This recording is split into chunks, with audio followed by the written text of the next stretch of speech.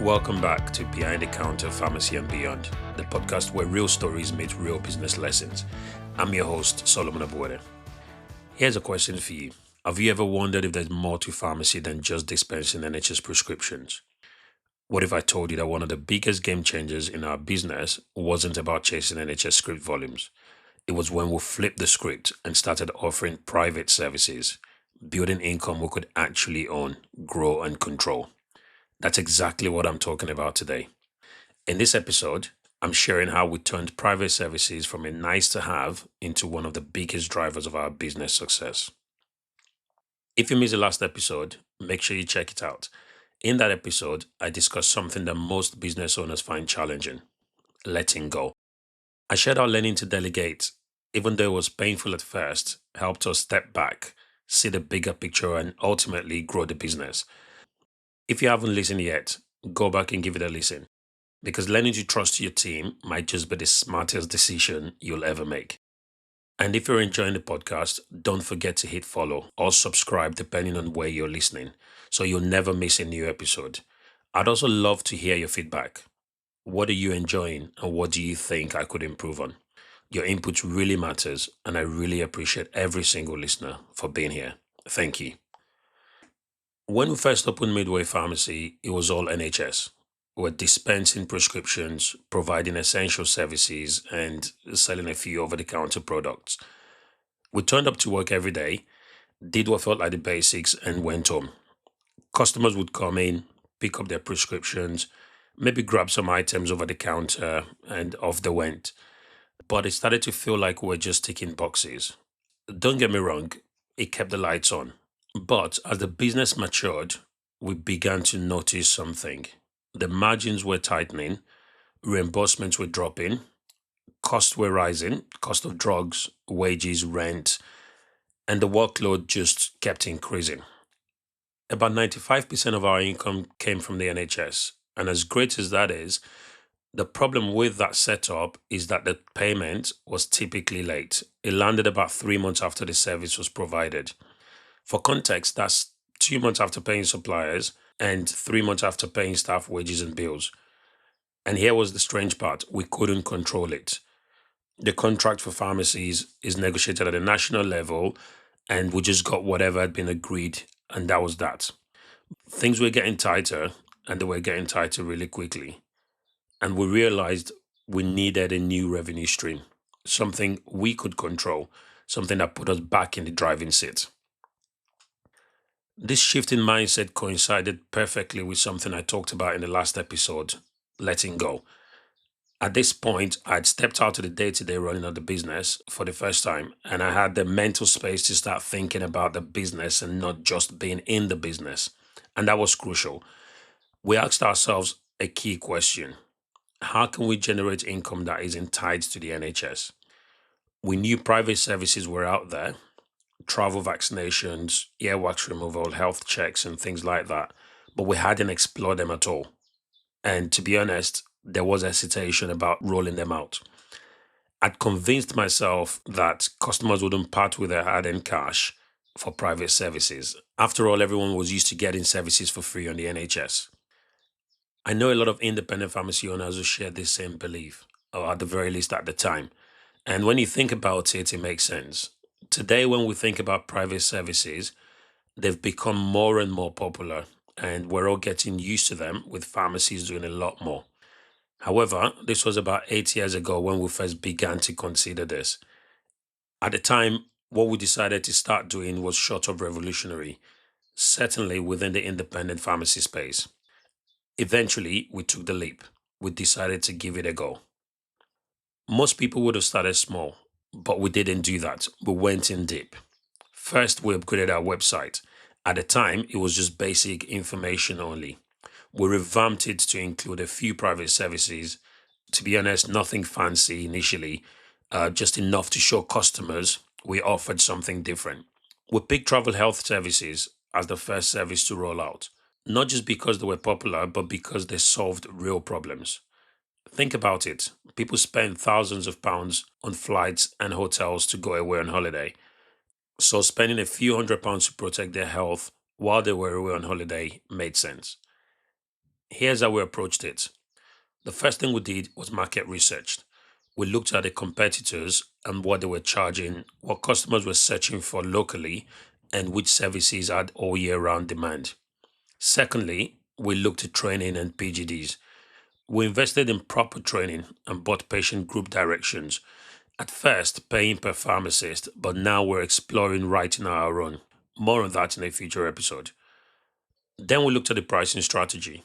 The margins on the services were decent enough that we could have decided to undercut our competitors on price to get more business. This is a trap that many people fall into, but we did not do that. This would have, as I call it, led to a race down to the bottom. We priced fairly, reflecting the value and convenience we offered. Then there was promotion. We used posters in stores and the good old word of mouth. And finally, we had to get our staff buy-in. This was huge for us. We trained our team not just on how to deliver the service, but how to sell it confidently and ethically.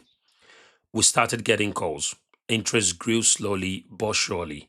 People started booking appointments and they paid. And honestly, I was surprised by this. People were paying.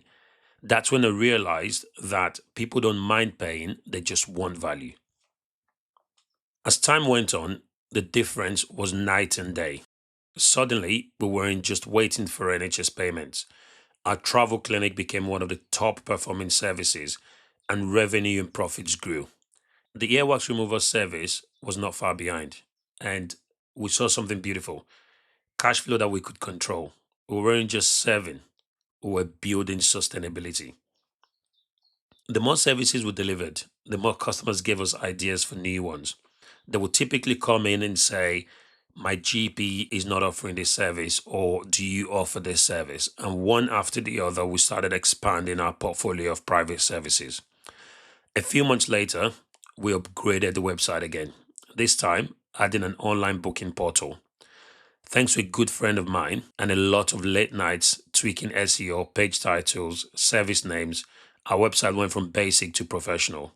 It was very generous with his time, and we're so grateful for this. We began paying attention to the small things that made a huge difference. Things like changing the name of our services. For example, we had ear syringing service that had significantly lower SEO searches than earwax removal service. So we changed the name of the service to earwax removal service and loads more like that. We even contacted surgeries to inform them of our services. They started referring patients to us for free.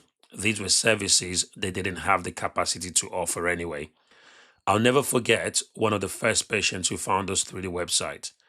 She had been trying for weeks to get a travel vaccination appointment through a GP, but she kept hitting a dead end. She found us online, booked an appointment on the same day, came in, and by the end of the visit, when the appointment was delivered, she said to me, I honestly didn't know pharmacies could do this. You've saved my holiday. That moment was huge. It was a moment that we realized we were delivering service and helping people with what they needed. And that gave us all the confidence that we needed to go on. Before long, we weren't just another pharmacy. We were becoming the place for private services. 3 years after qualifying as a pharmacist, I completed my independent prescribing course. I had not done much with it in all that time, but this was about to come in handy. With this qualification, I can diagnose, treat, and prescribe within my area of competence. We leveraged this qualification immediately. We expanded our services to include a private prescribing service and introduced additional services that were not available on the PGD. We started attracting a new group of patients. We had patients travel from as far as Newcastle to attend appointments with us in Leeds. That's over 100 miles away. That's when I realized that going online didn't just open us up to our local community, it opened us up to a national customer base. Things were going so great and were becoming synonymous with these services that we decided to rebrand.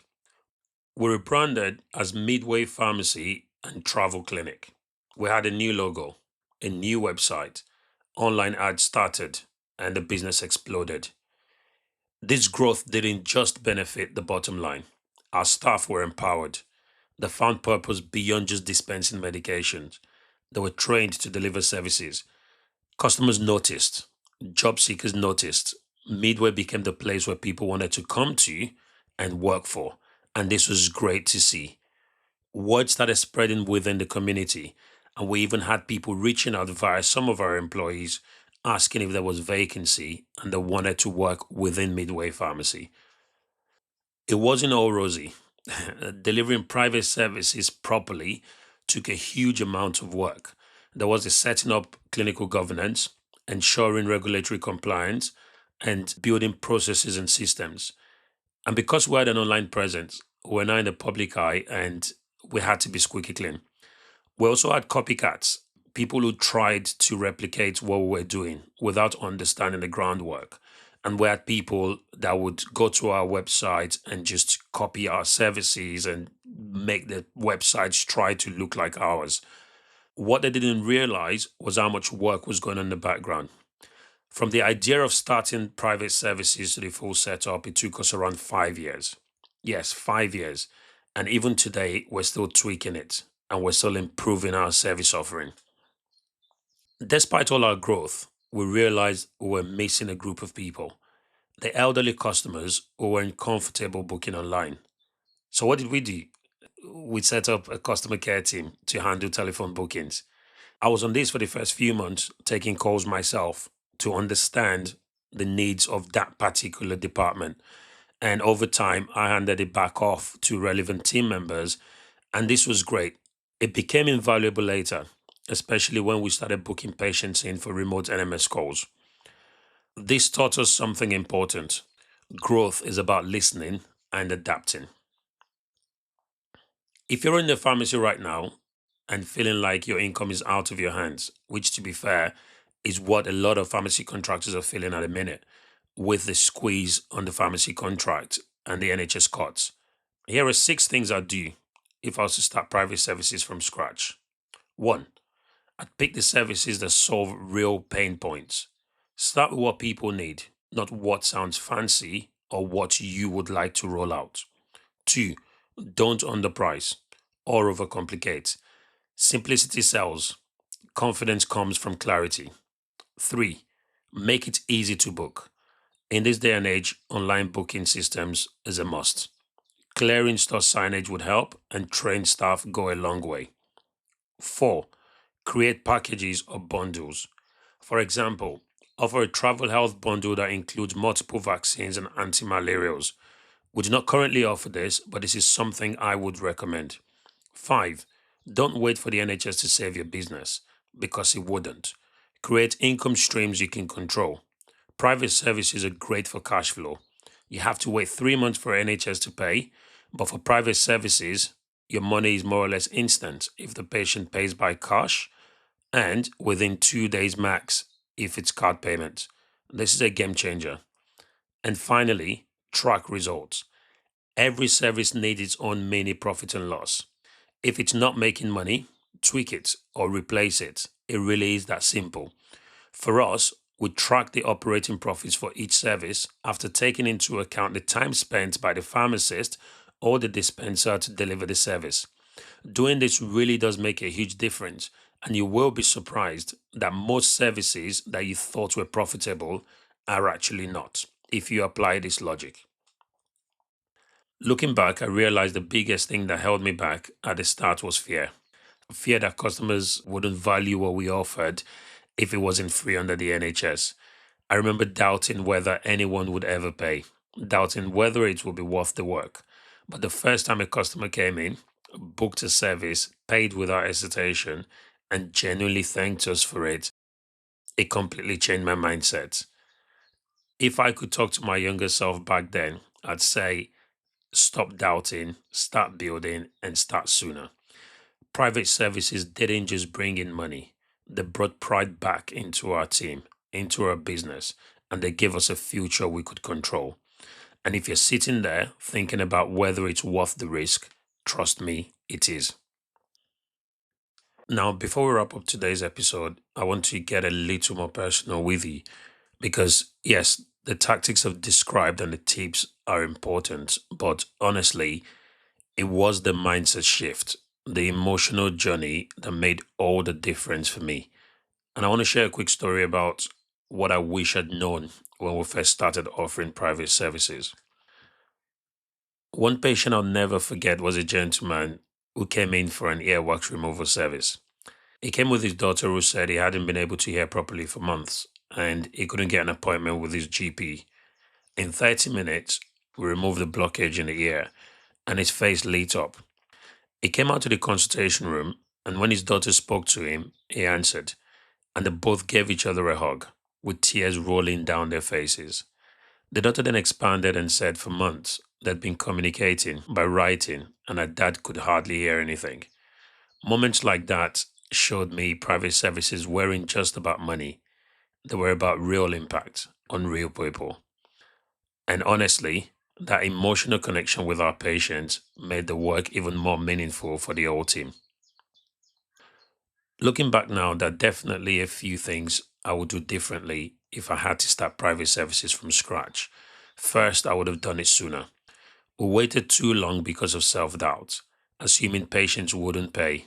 That disbelief cost us valuable time and momentum. Secondly, I would have invested earlier in a proper website and booking system. We started basic, which was fine. Once we upgraded, the results were night and day. And finally, I would have been bolder about pricing from the start. It's tempting to undercut everyone, and like I said earlier, we definitely didn't do that. But value-based pricing attracts better customers, and they appreciate what you do even more.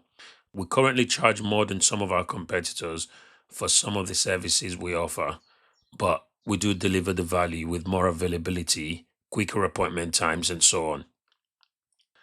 If you're thinking about launching private services in your pharmacy today, here's what I would recommend. Start with the services that solve urgent problems. Travel health services, earwax removals, minor infections. These are things that people can't wait months to fix. Pick services with low setup friction. You need to choose the services that you can train quickly for and launch with minimal barriers. And make bookings and paying simple. Friction kills sales. Online booking portals, clear communications, and easy card payments make a massive difference. Trust me, keep it simple, solve real pain points, and you'll be amazed at how much demand is out there. That's it for today's episode. I hope sharing these extra lessons and stories helped you see what's possible when you step beyond NHS prescriptions and start building income streams you can actually control. In the next episode, I will be breaking down the real numbers behind running a pharmacy.